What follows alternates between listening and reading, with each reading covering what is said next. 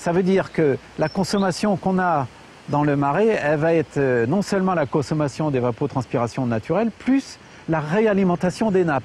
Réalimentation des nappes qui sont liées au fait qu'on les pompe. Hein. Donc quelque part, c'est le marais qui va alimenter les pompages d'irrigation agricole en été. Te voilà contraint de supporter l'irrigation sur les plaines. De quoi devenir fou? Malade? Qu'est-ce qui arrive juste derrière? Tassage des sols, abaissement général des sols, et donc conséquence, il faut gérer les niveaux d'eau encore plus bas. On est en train de foutre complètement en l'air cette zone humide avec des processus irrémédiables et sur des périodes qui sont extrêmement courtes. Les routes se fissurent, les chemins se fissurent, donc ça c'est des coûts importants pour la collectivité. Les ouvrages aussi se fissurent. Inciter les gens à labourer les marais quand même. Et on voit pratiquement les mêmes personnes qui les ont incités à le faire maintenant qui disent qu'il faut faire le contraire. Alors tout ça, ça paraît pas tellement sérieux quand même.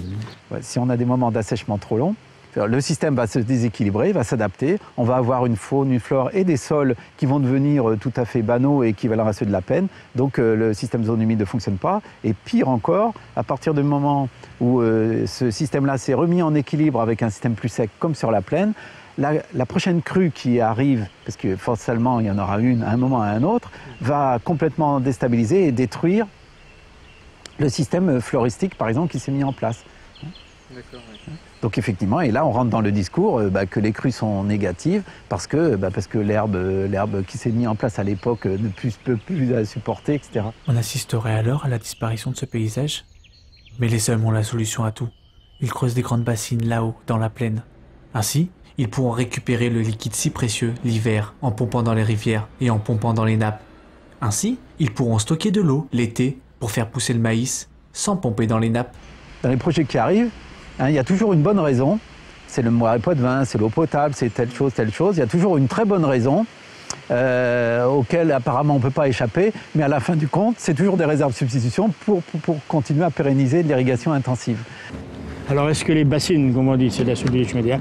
C'est vrai quand même que essayer de garder de l'eau plutôt que de la laisser partir à la mer, c'est peut-être pas aussi idiot que ça. Si on fait quelque chose sur la plaine, donc il faut gratter un petit peu pour faire un trou et mettre des digues, d'une part, pour des raisons topographiques. Et puis d'autre part, comme c'est pas étanche, il va falloir étancher avec une bâche, mais qui va faire plusieurs hectares. Et ça, c'est ça qui fait monter le coût énormément, en plus du coût du terrassement. Moi, je vois pas tellement comment on peut changer les choses. Tant qu'il y aura quand même une activité économique sur ce territoire, il faut changer l'économie pour changer. Alors là, après, c'est quand même un autre débat.